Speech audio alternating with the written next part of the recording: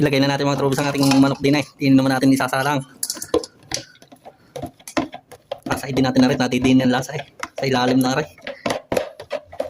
Yan. Haluin muna natin.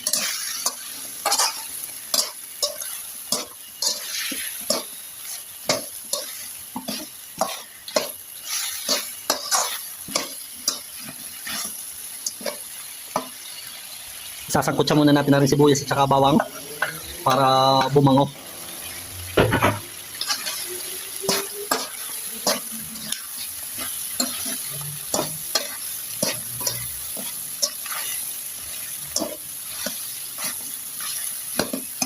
Taba ng manok ay nagmamamantika eh.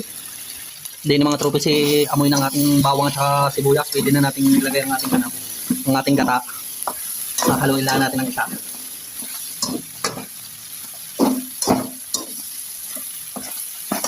Yan, pwede na natin ilagay ang gata.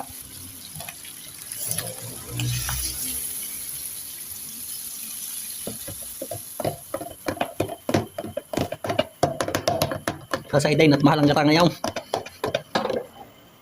Yun na mga tropa, ilalagay na natin ang ating flavoring, curry powder. Pero yung chicken curry din ang style eh, kasi hindi ko nilagyan ng ano, hindi ko na nilagyan ng patatas at ayaw ko nun. Nauumay ako. Aray, ating paiigahin ng husay. Pampatanggal din na rin ng lansa. Yung, tama na yun. Haluin natin para yung lahat lumasa sa bawat gayat ng ating manok.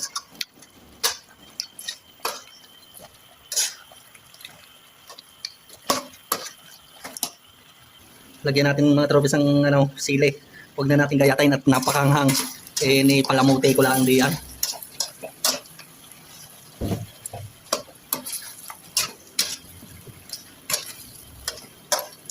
Manti-mantika na.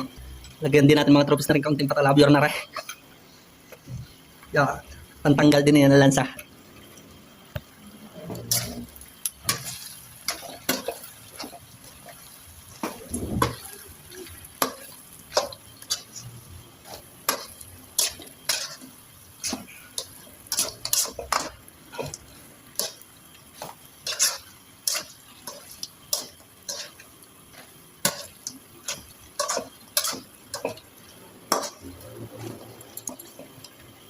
Natin mga tropes makuha ang ating gustong itsura na rin.